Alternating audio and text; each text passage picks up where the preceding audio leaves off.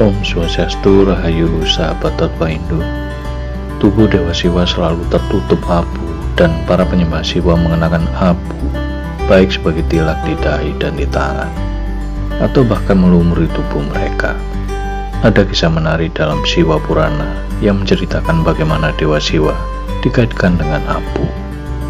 Suatu ketika Dewi Parwati bertanya kepada Dewa Siwa, mengapa ia melumuri badannya dengan abu?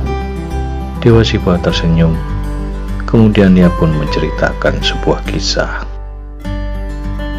Di suatu masa hiduplah seorang resi bijak yang jika ditarik garis keturunannya, ia adalah keturunan Maharesi Brigu yang terkenal. Resi bijak ini melakukan pertapaan yang ketat dan sangat disiplin.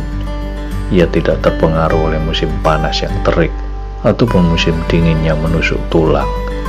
Ketika ia merasa lapar, karena ia bersahabat dengan para hewan, ia pun terkadang meminta tolong rusa ataupun beruang untuk membawakannya buah-buahan.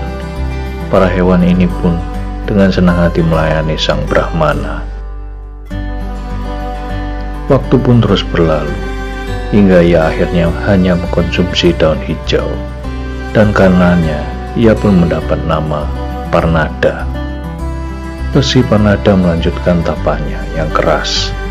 Suatu ketika, sambil memotong rumput untuk membersihkan pertapaannya, Resi Parnada tak sengaja menggores jari tengahnya. Tetapi yang mengejutkan, alih-alih darah, dia melihat getah pohon mengalir melalui luka itu.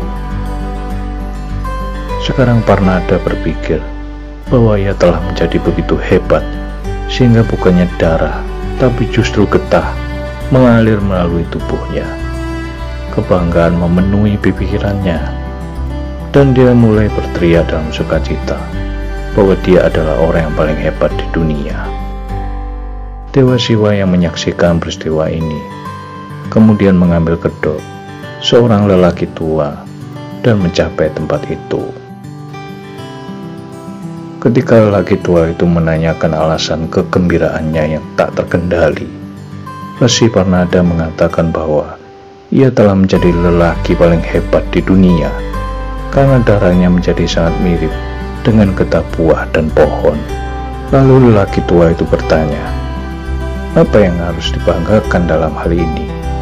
Itu hanyalah getah. Tetapi ketika pohon dan tanaman dibakar, mereka semua berubah menjadi abu.